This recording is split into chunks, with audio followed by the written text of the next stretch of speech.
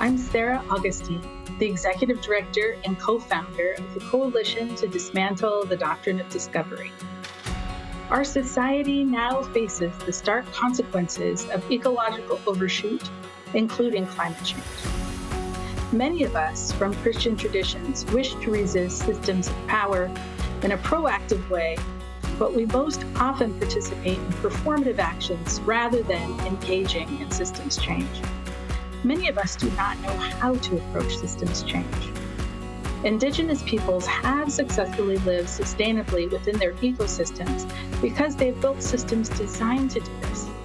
Let us consider together how we might do so by consulting with Indigenous experts.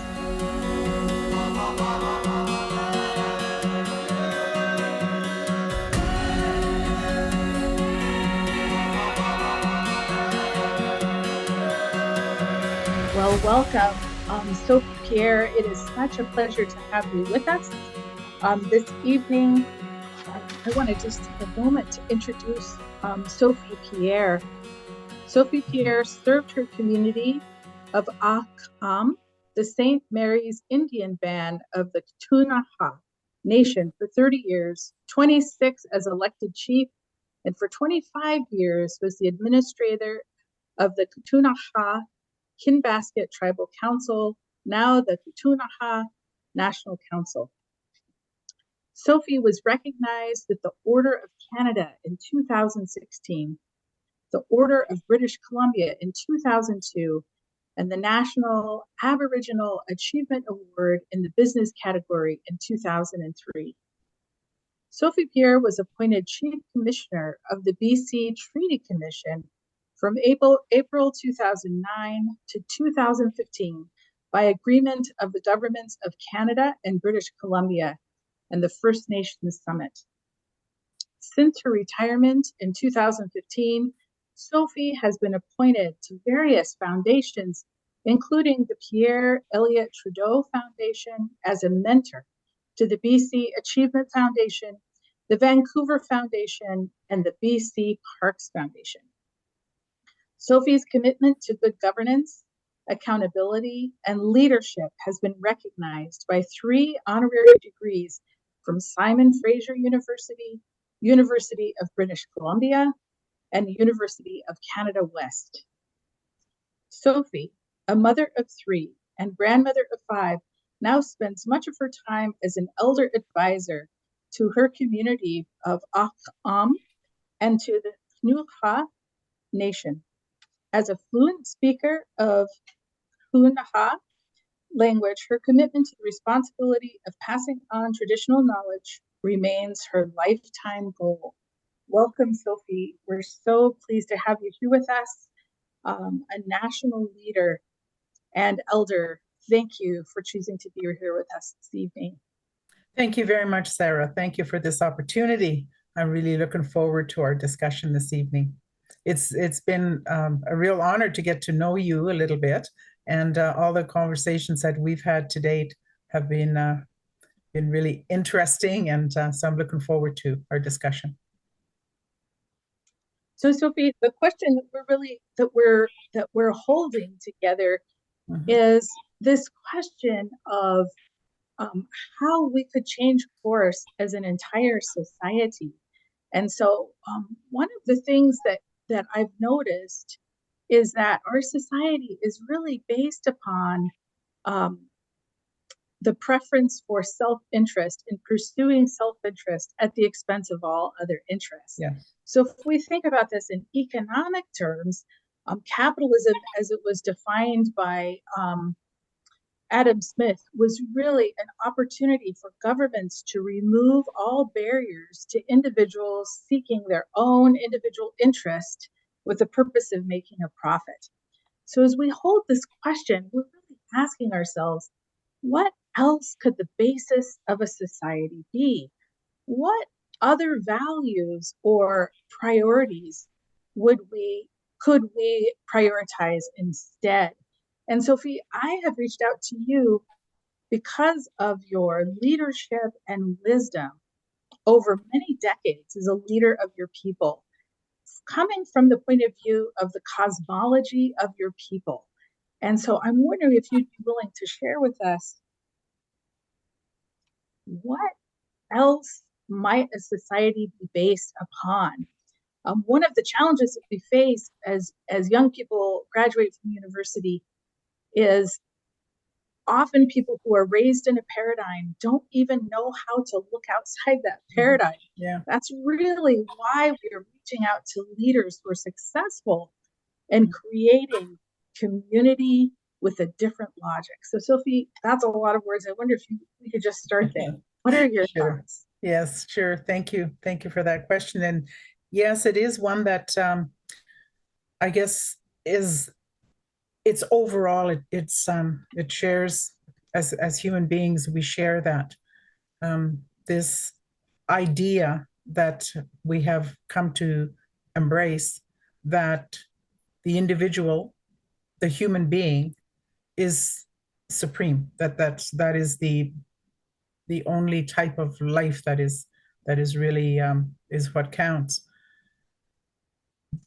With our way, the way that I was raised, the teachings that I received and that have been passed on from one generation to the next for thousands of years, is that we have a principle called Aqam.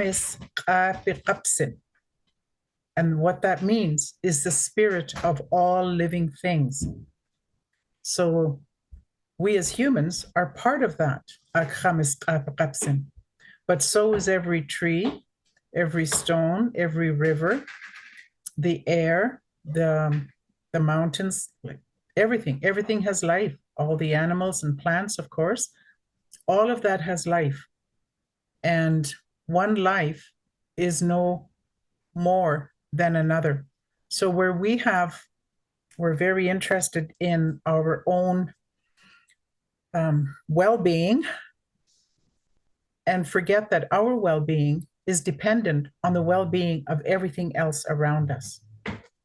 You see that it's coming back more and more, that whole lesson is getting so very important because of what we've done to our world, and what is called the climate change crisis that we're in now. And we've got fires. We've got fires going on in Texas right now, I understand, like 1,000,000 acres. And all living things in Texas are affected by that, not just the human beings. So it's not just the farmers, it's their animals, it's their water, it's their air. Everything is affected. And so this is what we mean by Aqam is Qapsin. And that's why it is so important for us to always remember that these are principles, that every piece of life is dependent on each other. So we can't live without air, we can't live without water, and so everything is connected. And so I wonder how you would respond, Sophie, just thinking about this idea, the spirit of all living things and this interconnection in the system that we are all a part of, the system of life that we're all a part of. I'm wondering, what do you say to people who ask about, well, but we have to make priorities. And in order for some to get ahead, others may have to suffer, but those are just the priorities we have to make. Well, I'm sorry about the disturbance in behind me here. It's interesting that we would talk about priorities, that we would put one thing ahead as a priority, because then it means that you're considering something else to be not as important. And so if the priority is the economic well-being of an area, but in order to have that economic well-being, you're destroying the water, it becomes very obvious very quickly that that is actually more detrimental to the priority that of the human being, as you can't live without water. So it is like everything is connected to each other, and that is all of our stories, that is what we as Ktunaxa, those are a very basic value that we have, is Aqam is Qaqapsin. And, I was raised on those principles, and those are the principles that I teach today to the generations that are just, coming into the world and starting to grow up. I have grandchildren. My youngest ones are 3 and 8. And they know that the importance of Aqam Qaqapsin. And wherever we go, the life that they see around them, they realize the importance of that they are only just one piece of that. Although, you're 3 years old, you figure that the whole world revolves around you. That's natural. That's natural. But, by the time you get to be 23 and 33, I think that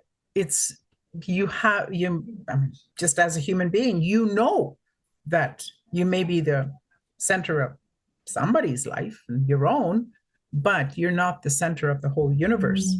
Everything has importance. And we have to protect that in order to protect ourselves for our own. So one of the things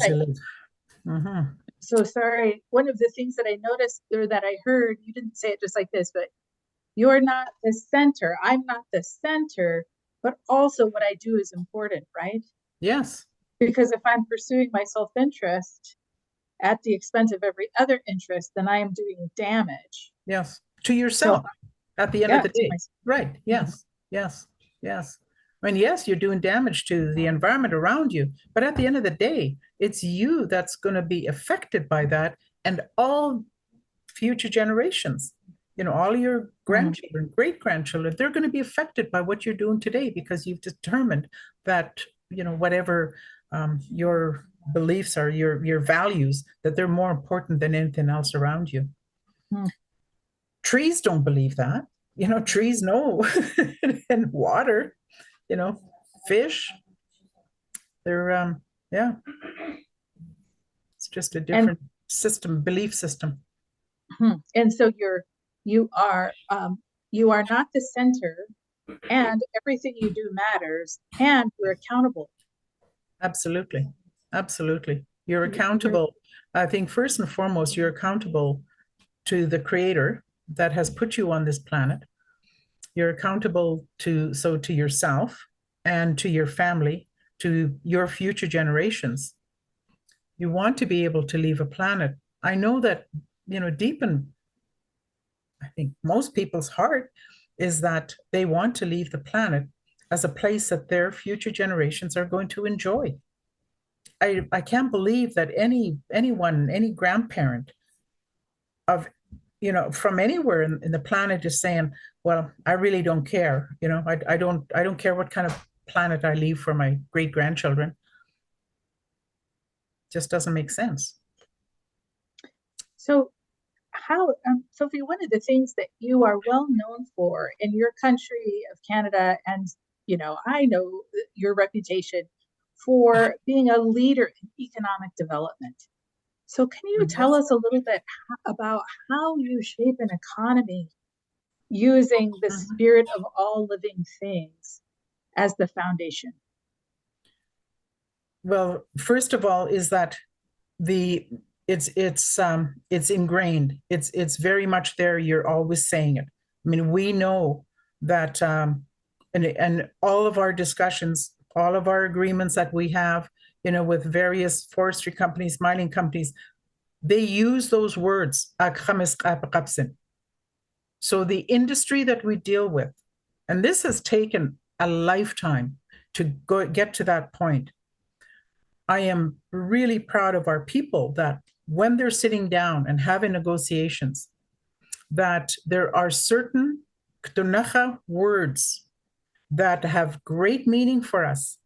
And we have taught those, not just the words, but the meaning behind it. And those are incorporated into documents that we sign for, and particularly because, I'm living in an area right now where there is still open pit mining, which is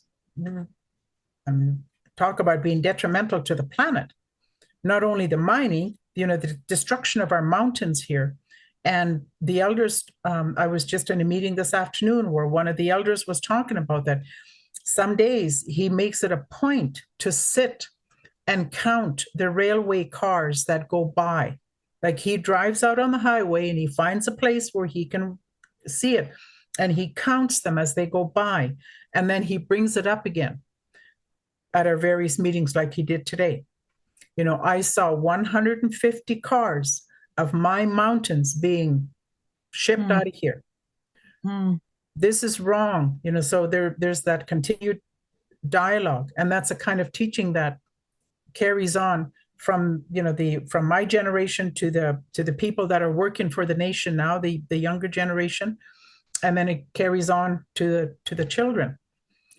So we know the importance of economic development, and we know the importance of that, not just for ourselves, but for all the people living in the region and all the people, in Canada and really in the world, that the economy needs to move on. But it has to move on with the understanding that whatever you're doing, you are affecting life otherwise. Because before that, the coal companies, when they were coming in here to our lands, it was like, oh, well, we're going to take this mountain down and we're going to build that, back up over here. And it was like, it's not going to matter because we're going to build it up again and then we're going to put some dirt on it and we're going to plant some grass and then everything will be just hunky-dory. Well, it's not. And so it's taken us decades and generations. It's taken us moving from that kind of thinking to the thinking today that what we are doing, there's lasting impacts. And we need to be aware of those lasting impacts, and we need to be very much looking at the mitigation, not just from an economic point of view, but from a point of view of realizing that Aqam is being affected with whatever they're doing. So that's one part of it. The other part is that we've also moved to do something, I think that I know is really quite unique within Canada, and I suspect within North America. That there was the whole principle of our governments where you put Indian children into residential schools, industrial schools in the United States with the intent of taking the Indian out of the child. You save the child by removing the Indian, making them good, progressive citizens of the particular country. That didn't work. We know that didn't work. That didn't work in Canada. It didn't work in the United States, because you've left with generations of people who are suffering, and generations of people that it's taken a long time for us as nations of people to come back to the strengths that we have, and that we have the ability to share with the rest of the country. So what we did, we had a residential school here in our area, and it ran it opened in 1912, and it ran until 1970. I personally spent 9 years in that residential school. I entered when I was 6 years old, and I left when I was 15. And so did the majority of our Ktunaxa people. My mother went to that residential school. My grandparents did not, but my mother did. She was born in 1922, and it opened in 1912. So we've got generations of people that were affected by the residential school. And the impacts of that are really only now being fully understood, at least by Canadians. I don't know what it's like in the United States, if there's in fact any real impact, from that the rest of the country is aware of.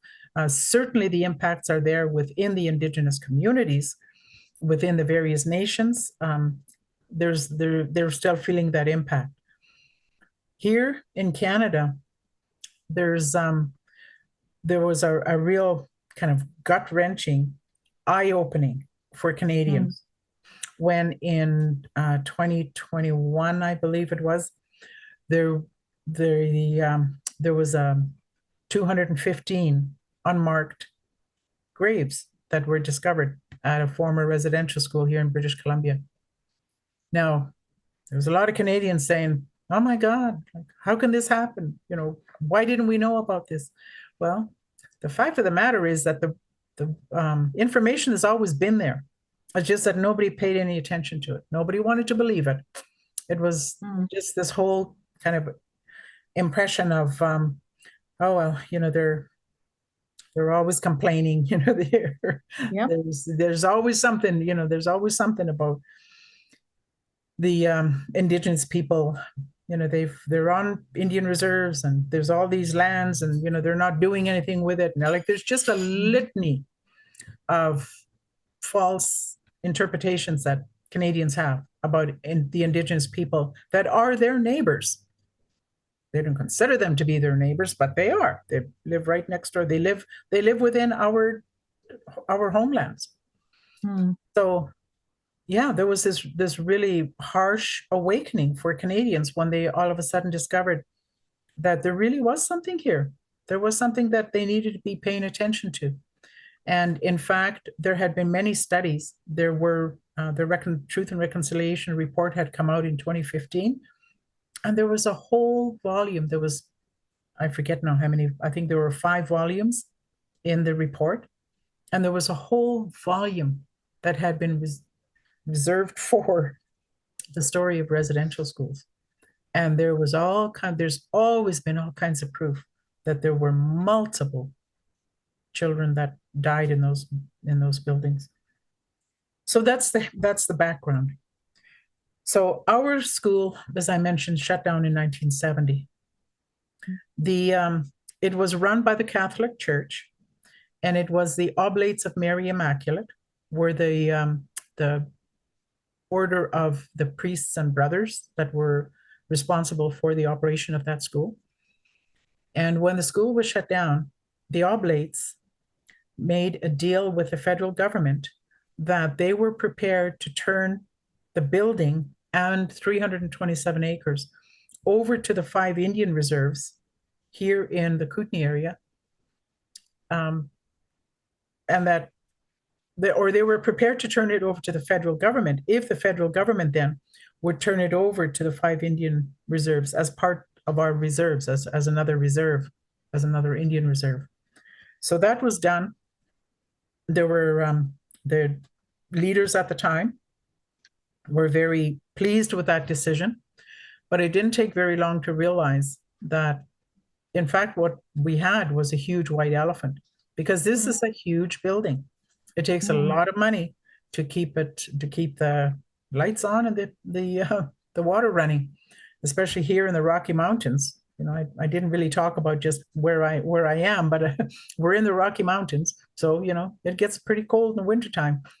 And so, of course, that's what happened to us. You know, within the first couple of years, the pipes froze in the winter and burst, and you know, so deterioration of the building, and it sat empty for the next 20 years. During that time, though, this is in the 70s, and going into the 80s, there was a real rejuvenation of the people, of their the spirit of, you know, of who we were as who we are as Indigenous people. And you know, there was shutting down Indian Affairs offices. I think in the United States it's the Bureau. Here we call it the Department of Indian Affairs. I, as a young leader, I remember being, you know, part of those sit-ins, you know, shutting down the office. We shut down our regional office, and then we're working on, well, we first of all shut down our local office, and then we went on and shut down the regional office, and then we're working on shutting down the provincial office. That never did happen. There is still an Indian Affairs, Department of Indian Affairs today, but there was still a lot of change that came as a result of that. So there was all this going on as we had this residential school, former residential school building starting to deteriorate. We knew we'd come to a point in the late 1980s, when we knew we are going to have to do something with it, or we're going to have to knock it down or something, because it was getting very dangerous. It was really, really run down. One of our, we're in a band meeting, and one of our elders, she was listening to the people. There was a lot of concern that was being raised about how, we were very, very quickly losing our Ktunaxa language. And I should just add this little bit in here right now. The Ktunaxa language is a language isolate. It is not similar to any other Indigenous language. In North America, there are huge language families.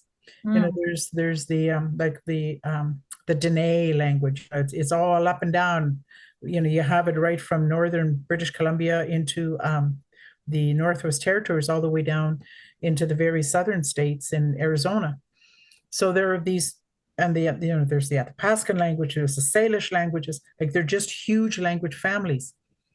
And within those language families, there are many, many smaller groups. Like here with the Salish language, for example, there's the Coast Salish, and then there's the Interior Salish. So we've got all these Indigenous languages around us, and yet here in this Rocky Mountain Trench, we have what is called a language isolate. We have there's nowhere else on the planet that the Ktunaxa language is spoken. The Haida language, for example, is a language isolate, but they are on an island. They're off the coast of British Columbia. They are another language isolate. So we have these two right here in British Columbia. So that left us with, knowing that if we do not do something to continue the Ktunaxa language, that it was going to be lost. And once it's lost forever. There's no going back to some old country somewhere where you can get the language back. That just isn't possible. So we had to work at that, at keeping that ourselves. And the culture of the Ktunaxa is dependent on the language. Well, all Indigenous cultures, all cultures are dependent on the language. If you lose the language, you lose the culture. So we were talking about how, what we could do as a people in our community about ensuring that our children were being taught more regularly and more aggressively so that we don't lose the language. And there were many, many of us, myself included, that said, well, it was the residential school that did it. It was that's where all the language, the culture, that was the intent of having the residential school. And so it was quite successful. It wasn't totally successful because we still had people who spoke the language, and we continue today to still have people who speak the language. So it wasn't totally successful, but that had been the intent. And so, there was the usual discussion going on about that. And one of our elders, Mary Paul, she told us, quite in a very firm voice, and totally in Ktunaxa. She didn't say this in English, but basically what she told us was, look, if you think you lost so much in that residential school, you go back in there and pick it up. She said, you only lose something if you have an opportunity to pick it up and you don't do it. That's when you're really going to lose it. Well, we thought she was losing it because, I mean, that building was pretty ugly. It had busted windows, and it was just really, really deteriorated. But we still had this dilemma on our hands. So what are we going to do with it? So we started to think that, well, maybe there is something we can do about it. Put together a business plan, started shopping it around. Long story short, 10 years later, we opened a resort. The former residential school now has 25 suites in there, along with meeting rooms and restaurant, bar, and spa area. And then we have a 100-room lodge that's built alongside of it. We have a small casino there also. We have a world championship golf course. And just in the last 5 years, we opened a KOA campground, also 114 units. So we did this. And what I'm most proud of in what the Ktunaxa Nation and the Shuswap Indian Band. What we did, because those are the 5 Indian bands, 4 Ktunaxa within the Ktunaxa Nation and the Shuswap Indian Band, is that it was ourselves. We made that decision. We made that choice. We spent 2 years in what I call internal marketing, where we had people sitting around at the kitchen table, sitting out on, around a campfire when you're out picking berries, wherever. We just talked about it for 2 years. What are we going to do with this? So we started putting together the plan of what we could do. And then because it's Indian Reserve lands, has tremendous attachments to it that make it almost impossible to create a business.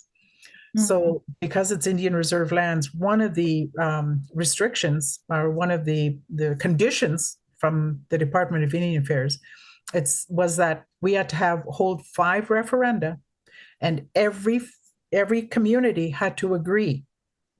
There's nothing democratic here. There's no majority. It had to be, everybody had to agree or nothing gets done. And that's just the way the Indian Act is written. And again, I could go into a whole spiel about the Indian Act and why it was written the way it was, but you can imagine, got good imaginations, why it was written like that. I'd love to see any government operate that way, where they can't do anything unless everybody agrees. We wouldn't have, you're having primary, what is it, your Super Tuesday today? And so, and up here in Canada, we have, I don't know, I think we've got 5 parties going. So that was the decision that we all had to agree. That's why we spent 2 years doing the internal marketing, knowing how important it was that we had to bring people along. We had people of my generation saying, no way. Like, all I want to do is I want to see that building gone, blow it up, get it off the face of the earth. Don't ever want to have to look at it again. I was hurt. My family was hurt in that building, and it causes nothing but painful memories. There were other people that said, no, we need to take it back. Mary Paul, and then her words started to make sense to us. Remember, Mary Paul said that. So we started talking about how, what we could do. And when we went to referenda, all 5 communities totally in agreement. And it was a good thing that we did it that way, actually, even though it was an Indian Act requirement, because, we got into lots of financial difficulties. And because every community had supported that decision, we were able to pull together and we're able to persevere and get through. Today, please, anyone that's listening to this, Google us. We're called the St. Eugene Golf Resort and Casino. We're in the Rocky Mountain Trench, and we are 100% Indigenous owned and owned and operated. And so that's a part of the story about, when I was in the leadership position then, head of the tribal council. So, a lot of that, those recognition came to me, but it's not me. It's the Ktunaxa people. We did that. We made that decision, and it is an economic engine for us. So I want to just reflect on a couple of the things that you shared in your story. The first is just how precious your isolate language is. Yes. And how crucial it is to the values of the community. While the language itself is precious, it's also expressing the values of the cosmology within it. You didn't say that, but that's what I'm hearing. Yes. And so in terms of economic development, a few of the priorities that I heard was one, to include within that priority the resuscitation of that language and culture itself. So it would be owned and operated and completely within the context of the 5 communities that pulled together to make it happen. Yes. And the founding value that I heard you say is the spirit of all living things. So building this economic model based on that value, where there is absolute consensus among the people, taking the time that it takes for people to come along and get into agreement and then be able to bear that, the many years of achieving that aspiration together. So doing that together. And then, Absolutely, yeah. yeah, and I also heard you talk about the resilience of taking back what is lost. And so the residential schools were built, I mean, various people have different opinions about how that came about, but at least in part to remove Indigenous peoples from their lands permanently, because child removal, where a child is separated from their family and language and culture, makes it so much easier to assimilate and never to return to that place. Absolutely. And, That was and the so intent. this, Yeah. yeah. So the process of isolating and removing causes trauma that lasts for multiple generations. You're talking about the impact on your family, where your parents attended residential school and you attended residential school. So that is a place. The building itself is a symbol of an institution of oppression. And instead of blowing it up or knocking it down, you made the decision collectively to reclaim it. Absolutely. On your homeland with your culture and your identity and your language. That's right. Yes, that's exactly what we did. And it was because of the, in realizing that the direction had been given to us by our elder. And it took us a while really to understand that she hadn't lost any, she didn't lose it. She is actually right on. And it's made a tremendous impact. It has a tremendous impact on our people. Now we have the former residential school. We have this hotel, where people can just come and enjoy, like a hotel, go golfing, all the hotel amenities.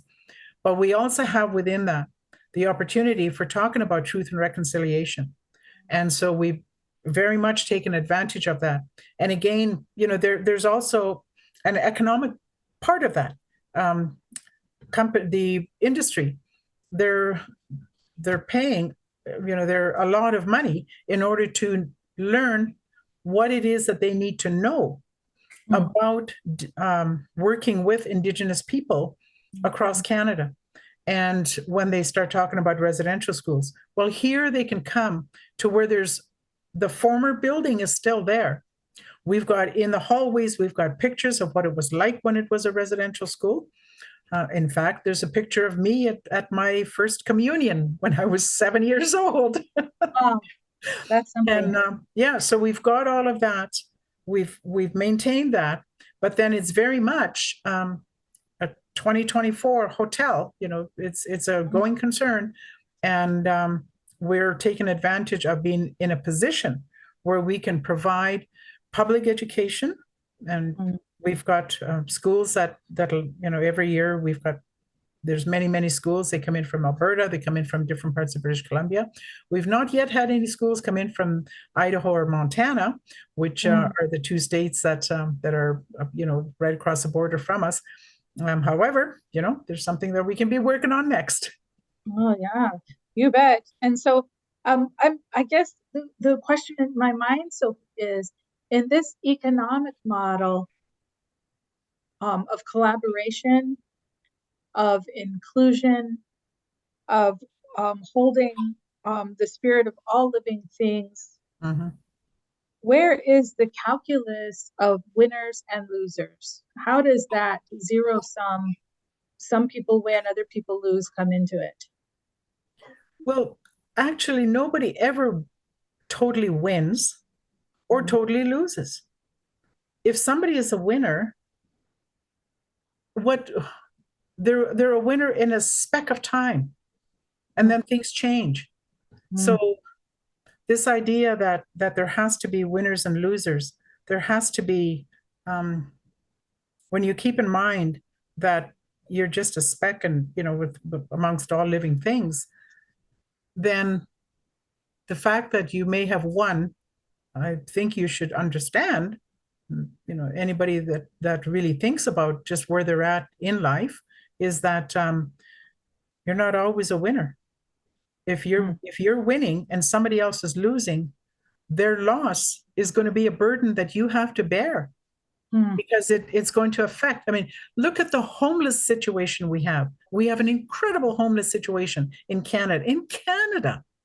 In 2024, we have tent cities. So can developers say that they've won? Like, seriously? Right. You know, and the homeless people, we just say that they're losers? No, they're human beings. Yeah. So is the developer. No, there's no total winners and losers. We're all in this together because and we're all in it not just as human beings. We're all in it together as part of Aqam. And so I so appreciate that, because this is the question that economists often come back to again and again, this assumption, a core assumption that there must be winners and losers if you want to maximize the gain and minimize the loss. And that assumption is based on a logic other than the logic that you're describing, where the core value is the spirit of all living things. Yeah. Because I mean, look at where has it gotten us? You know, the developers of the natural resources like mining, I'm sure that they thought for a while that they were winning, but look what's happening to our planet. They built these big, beautiful homes in California. Poof, gone up in smoke. Are they still winners? So I just appreciate so much what you're sharing with us, and especially this connection to time and this understanding that being a winner in this moment does not make you a winner.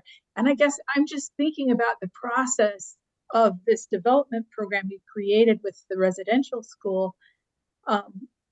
If you had pressured or tried to push it through to be expedient, then when the hard times came later, there wouldn't be everybody together. So taking the time that it takes to have true collaboration, it's slowing down to go faster. It sounds like. Yeah, it did slow it down. It made it a lot more. It took a lot longer for us to actually have the development. It added to the cost of it. There's no doubt about that. It created some of the real challenges we had around being financially feasible.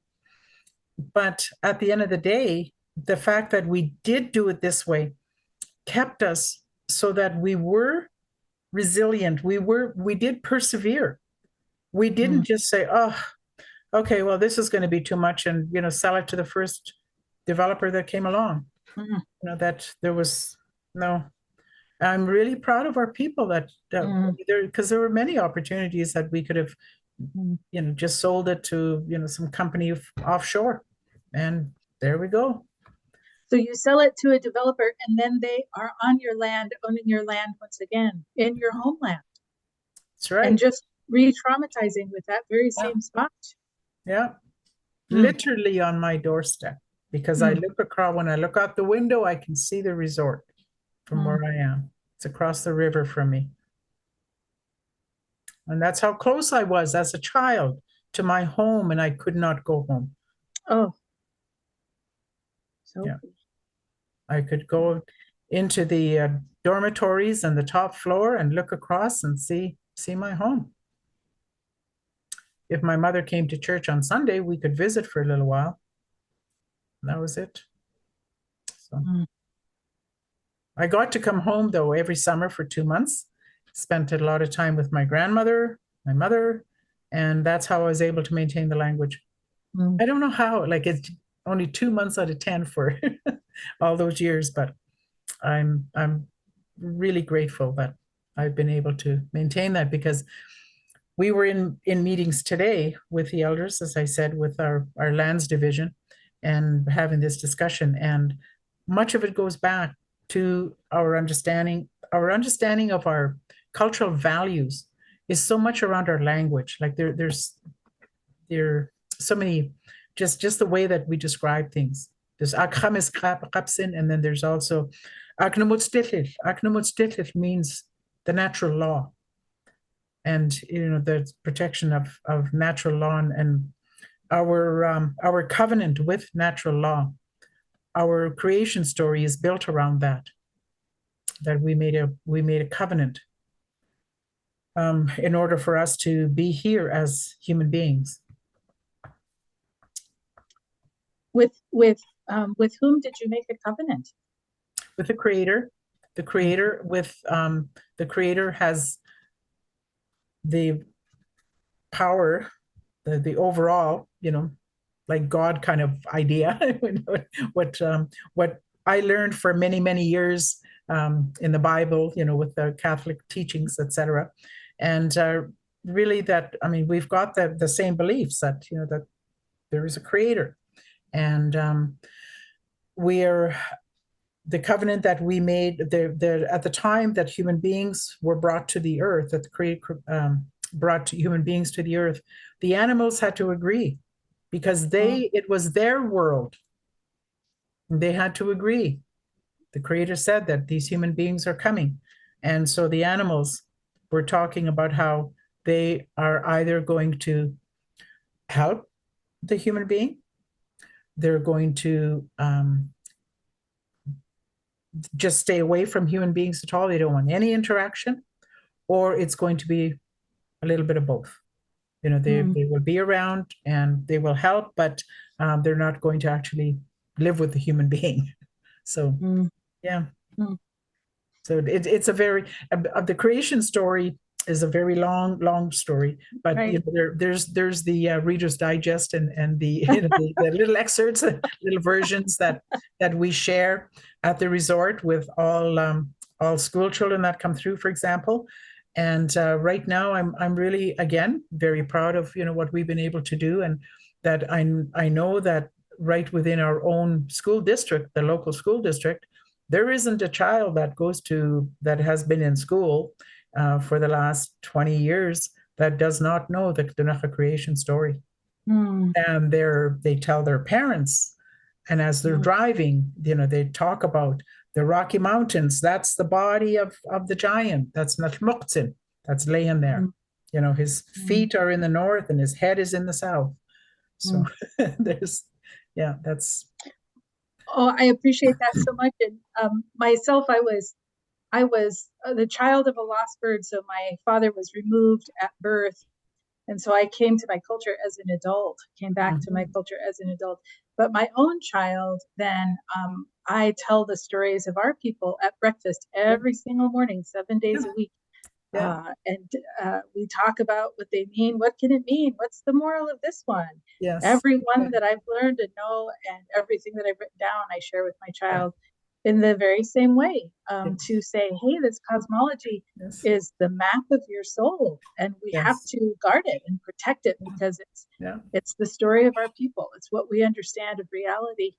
That's Sophie, what I appreciate about what you're saying to us is that you are even putting the words of your language and the concepts that are not available in English, but are available in your own language. You're putting them in your contracts, and that is so moving and instructive to me.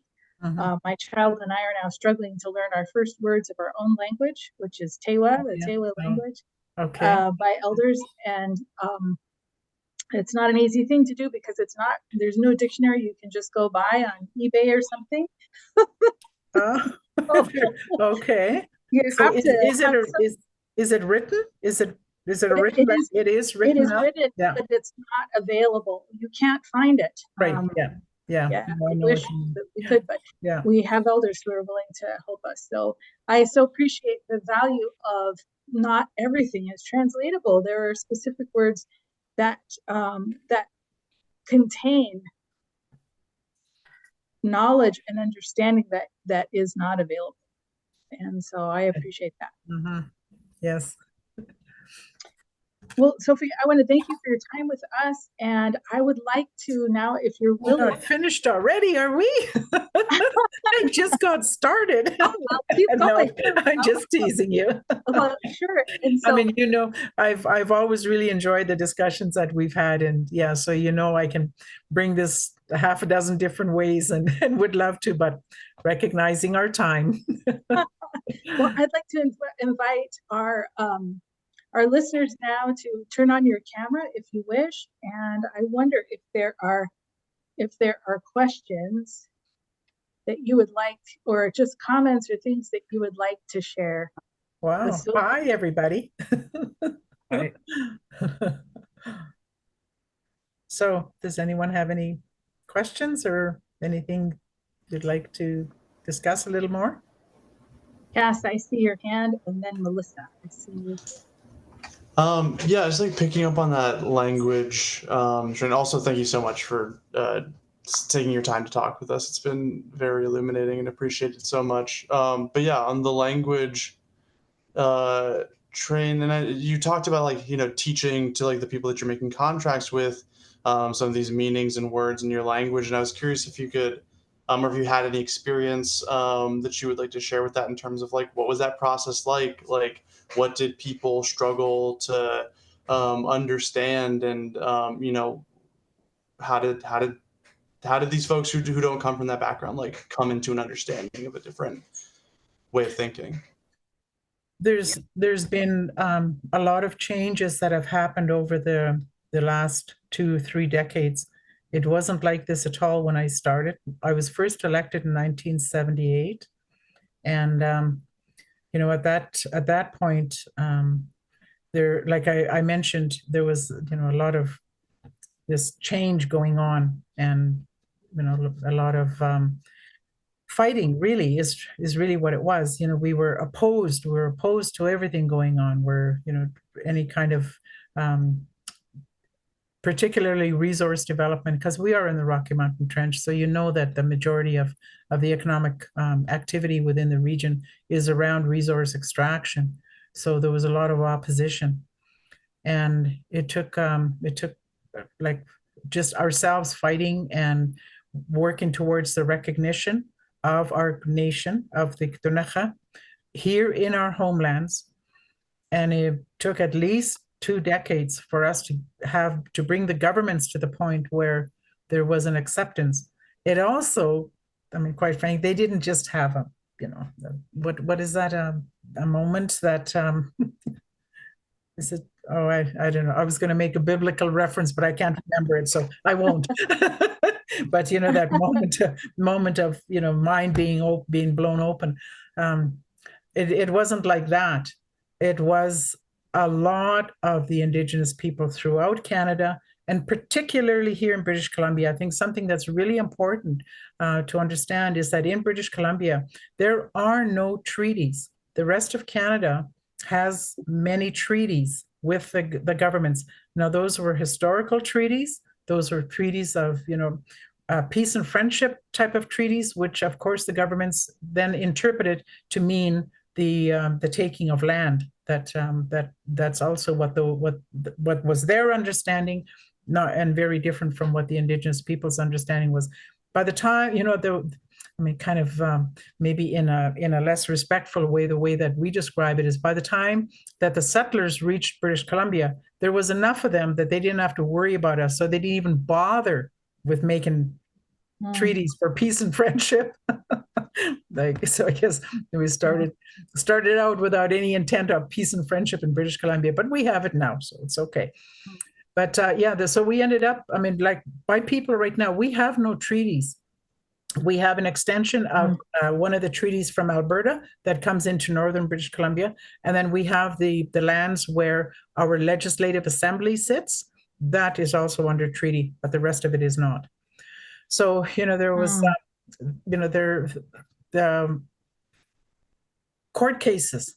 So, Cass, this, you know, going back to your question, it was all the what's the I don't want to say revolt, but you know, the standing up and standing up and saying, no, you're not going to put a pipeline through here, you're not going to cut these trees down, you know, all that kind of battles that we were having with the government, and then taking them to the courts, that eventually it got into the Supreme Court of Canada. Supreme Court says, well, yeah, actually, these people still have a right to be protecting their lands. And so the governments then started to work with us. And we took advantage of that and kept building on it and building on it to the point now where we have that any resource, any industry that's coming in to do any business within Amak Ktunaxa, they must have our, it's not, we don't have a veto, but they need to have our, at least our approval, not I'm struggling to think of the right word, because it's not really approval, because that means a veto. We don't have a veto, but they are prepared to work with us, and we are prepared to work with them. And in order for us to do that, it took us at least a decade to with the mining company to move their minds from the fact that they're mining and that's all there is in life, and that's all they're going to do, and they don't bother anybody, just leave us alone and let us make, pull all your mountains down. They slowly shifted them over to the point of where all of our agreements with them now talk about Aqam, which is natural law, and Aqam. And the mining companies, they understand that. Now, tech, as some of you may know, has just been bought out. Like this world company, tech has been bought out by a bigger world company. And so we've started our instruction of the new owners for this mining company. And they are going to be going back to whatever countries they come from, knowing that if they're going to be continuing to work in our lands, they must respect Aqam. So it took a lot of work. Thank you. On both sides, for everybody, it took a lot of work. So Melissa, did you also have a question? I did. Thank you so much for your sharing and your teaching. Really appreciating listening to it. And I'm curious about, so I understand from what you were saying, the way you had to sort of go around and get 100% consensus was not necessarily the way you would have wanted to do it. It was required from the outside and annoying. But I'm wondering if you actually would now recommend that as a general way to do large, big decisions with a lot of people, or is it like, what are your feelings on that as a way of decision making, this 100% consensus? Yeah, so it wasn't, I may have misspoken on that it wasn't like we didn't have 100% of the people saying yes. But what we had was that the majority, that the yes vote was what came forward. There was one community where we had 100% of the people who voted said, yes, we want to do this. And I think the lowest percentage was 68%. It was in the high 60s. And then the others were in between there. So I wasn't saying that we had to have 100%. What I was saying is that all 5 communities had to agree. So all 5 communities had to have that majority that agreed that we could go ahead with that. So, do I recommend it? I think that, yeah, I think that's what we need to do. We need to take the time to make sure that there's another saying that we've got, and I'm not sure just exactly where it came from, but my stepfather used to tell me all the time when I was first elected chief and got into politics, and I'd be talking about, how hard it was to sit around and listen to everybody and, and all of that. And he just said, well, he says, if you want to have a lasting decision, you've got to chew on it long enough that everybody can swallow without choking. So that's basically what we do. We just talk and move a little bit here and move a little bit there, and eventually we can all swallow it. And that's what happened really with the residential school, because there are still some people that just that refuse to go in there. That they said it was a former residential school and always be that, but they live with the idea that it's a resort.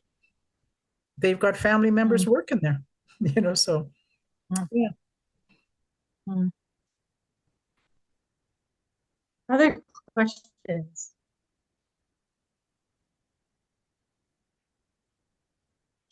So, Sophie, I have another question. And you were talking about how you had to have 5 referenda Yes. to vote on the resort. But I remember, and I'm thinking back, I think this is like 2010 or 2011 or 2012, there was this federal law that went into place called C-145 that was taking most of the freshwater bodies in Canada out of environmental protection, where no Indigenous referenda was allowed. Do you remember that? No, I don't. I'm sorry. I don't know that. I don't remember Yes, it that. was I just don't a remember. big. Yeah, I don't imagine that. That was sort of the beginning of idle. Yeah, I'm sorry. It was I the beginning don't of the imagine it idle no was. more. Yeah, you're you're coming in delayed a little bit, so I'm not. I didn't understand you, or I didn't hear your last question or your last comment. Sure. So it was the beginning of the idle no more movement, Okay. trying to put pressure on the Canadian government to protect land and water. Okay. Indigenous people as Yes. land and water protectors. But the reason I'm bringing it up is just to say you had to have 5 referenda to make this decision on your own lands. But when the federal government wanted to make a decision, then they waived tribal consultation and waived the requirement that decisions about Indigenous people's lands, that there would have to be consultation to do that. And so Yeah, I'm just pointing out that kind of contradiction. Yes, absolutely. And they've lived with the results of that ever since. They've there have been a lot of controversy and it's not gone away. And it's cost the federal government a tremendous amount of money, which was none of that had to happen. All you had to do was consult with the people. Yeah. Laura, I see your hand. Hi, thank you Hi, so Laura. much for sharing. It's been an honor to be with you today. Thank you. One thing towards the beginning of your sharing was about talking to children. I appreciated you mentioned you have grandchildren, you have children, you've mentioned other family relationships. I'm wondering if I'd love to hear you talk a little bit more about how you teach children about being one important part of an ecosystem, that context of, other living things are, being an important part of, relatives. Is there anything else you'd like to share about that? I'd love to hear more about that as an auntie who adores spending time with my friend's children, and I love them like they're my own. So I'd love to hear anything else you'd like to share about that. I know that children love to put themselves into the story, into the situation, whatever it is that you're talking about. And a lot of our stories are stories around Coyote, who's we call him Skin Coots, and he's usually gets into trouble for he does something ridiculous and then he's suffers the consequences. And so a lot of when we use stories is that we put the children into that story too, and just say, okay, so say that it was you and your grandmother is grandmother Mouse, and their Skin Coots comes along and he's wrecking havoc to your home, and just get them involved in the story. And because like I was saying that we're as adults, we're looking out for ourselves, and like we're the center of the universe. Well, when you're little, though, when you're first growing up, you really are, like, you believe that you are the center of the universe. And a really good way of teaching lessons is when you actually put the I like to tell Maddie, that what would she do? What would she have done when Skin Goods was coming along and her grandmother Mouse was trying to get all the everything hidden away so that Skin Goods is not going to be bothering us. And yeah, so I did like to involve them in the story. Is one way. Thank you, Elaine. I see your hand. Yes, thank you. I'm wondering, Pierre, if you know or if you're familiar with the work to bring salmon into the Upper Columbia. Yes. The work that's being done up there. Yes. Could you share some about that, please? Yes, we are part of that. So there's the 3 nations that are working on that: the Secwepemc, the Okanagan, the Syilx, and ourselves, the Ktunaxa. And it was one of those things, when I first got into a leadership position, we were all kind of at the same place, we being the Indigenous people coming, from the reservations, moving Indian affairs out of our lives. We were all in the kind of the same battle. As time went on and we were more successful and we started becoming, having more authority, having more, being able to practice more self-government and self-determination within each of our nations, a very interesting thing kind of happened. And again, it's just human beings. This is what we do to ourselves and to each other, is that instead of working together like we did when we got rid of Indian affairs, we started working against each other. So that we started claiming each other's land and started claiming each other's area and talking about ourselves as opposed to talking about protecting the land, protecting the water, the air, protecting our children, and so that we've been in that for about we were in there getting into it for about 2 decades. Now we're starting to move back again, recognizing the importance of not so much ourselves, but the importance of protecting our homelands, working together to protect our homelands, because trying to do that just as the Ktunaxa Nation and fighting off, everybody else around us in our boundaries, that took up too much time and energy, and it wasn't getting us to where we wanted to be, which was to reintroduce salmon.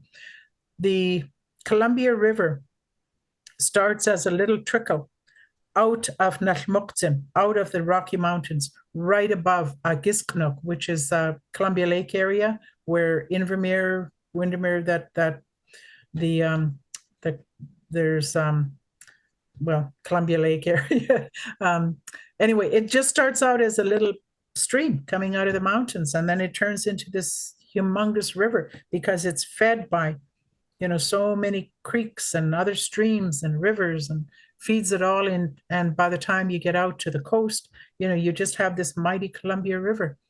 And so we as Ktunaxa had a very particular responsibility, because it actually starts right here in our mountains, in our homeland. And so we have to work with the other Indigenous people. And so now we have ceremony where Secwepemc come here, Okanagan come here, and then we go out, into other areas, and we have ceremony where we need to, where and when we need to have it, and we do that together. Yeah, we almost lost our way, but it was still strong enough that we're back to what we need to be doing, and doing it the right way.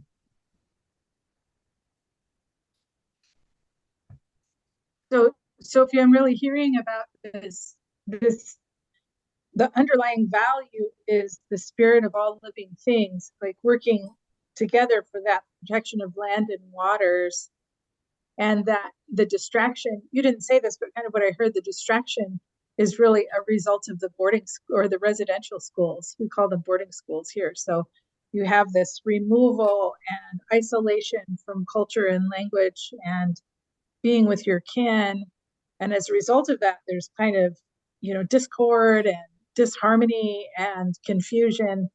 And it sounds like by working together, there's this prioritizing working as a collective because of working with other tribes, because it's just too hard to do it alone. Mm-hmm. And when land and water is the primary thing that you're working to protect instead of yourself, then it's much more easy to work together.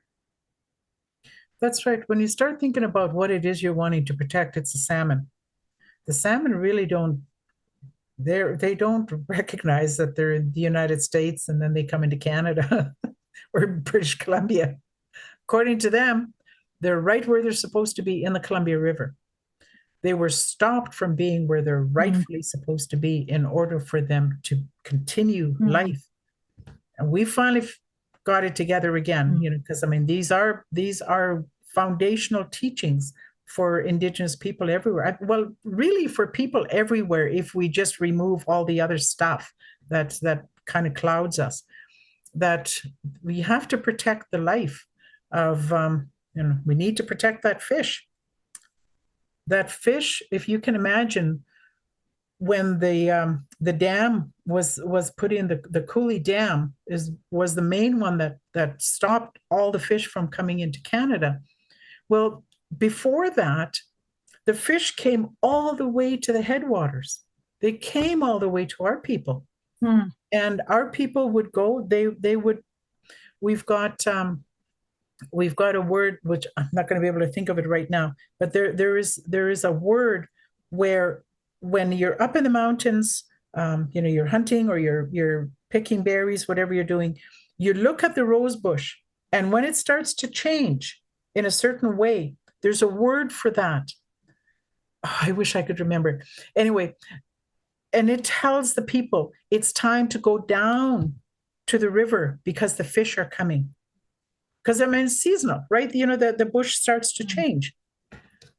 So, and then people go down to the river and there's no fish. It's been totally stopped. There's no fish that come through at all. A lot of people starved. That wasn't that long ago. But we're still dependent on that. So we have to work together to bring it back. That's the only way. And that's getting back to that covenant, right? The covenant with the Creator, to be part in harmony with this whole thing. There's obligation in that. It's not as simple as just, living your own life. There are requirements to. Yeah, I didn't finish that part of it, and I should. That part of our covenant is the salmon, for example, said that we will help the human being.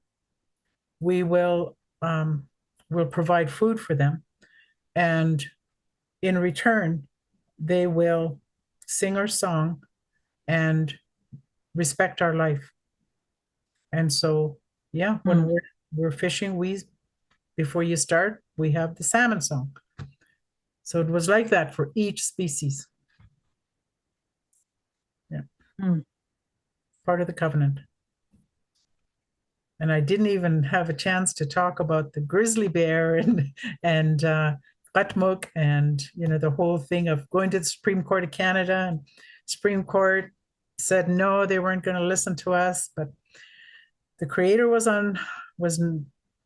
leading us, and we were able to figure out a way that we do protect the place of the grizzly that we call Qatmuk through what is called the Indigenous protected areas. Anyway, so when the doors were shut, the Supreme Court shut the doors on us. Of course, the Creator opened a window and we climbed through that window, and we have the protected area anyway. Yes. And we are, yes. So this huge ski development that they wanted to put on glaciers that are dying, those poor things that, I mean, glaciers everywhere are dying. Mm. They wanted to build this huge ski resort.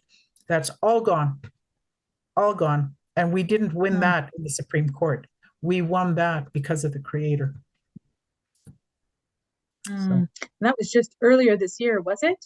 That was right no, at the start of this we had year? that decision about, I don't know, 6-7 years ago, 5-6 years ago. But the and because we've been working with the it's called the IPCA, so IPCA, whatever, the Indigenous Protected Areas, something like that. Yeah, we've been working very diligently on that, and making sure that that area will continue to be a continuous road for the protection of the grizzly bear, which then, of course, protects a whole bunch of other species down the line. So another value that I'm pulling out, Sophie, is courage and persistence, because the Supreme Court, however big and important an institution it is, it does not define your covenant with the Creator and with creation. It's just an institution. It does not get to define that reality. Yeah. All it does is it interprets laws that were made by human beings, as opposed to Aqam, which is the natural law. And natural law leads to actual justice. It's not just an interpretation of law. So, would you be willing to tell us a little more about natural law? well, natural law is one of the very basic principles is Aqam, and it's just the laws that the Creator, you know, I mean, you know, if you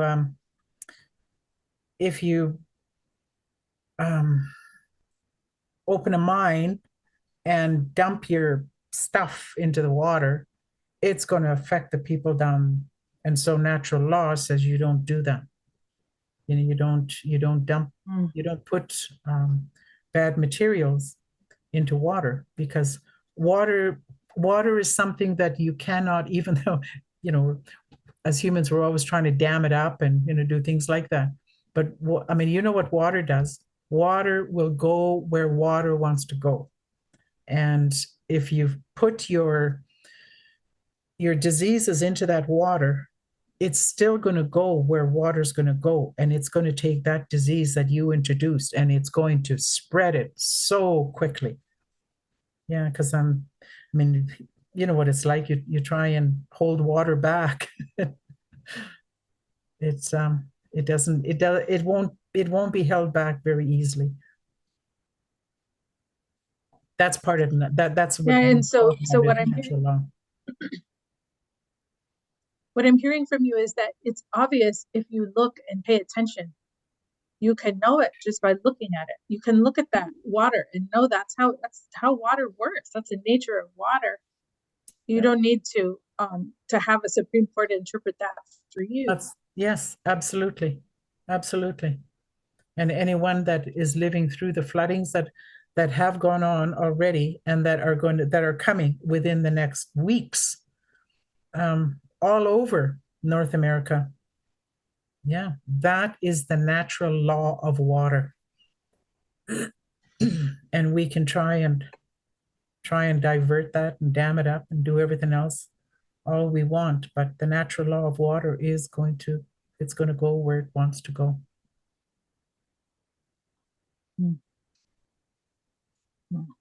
So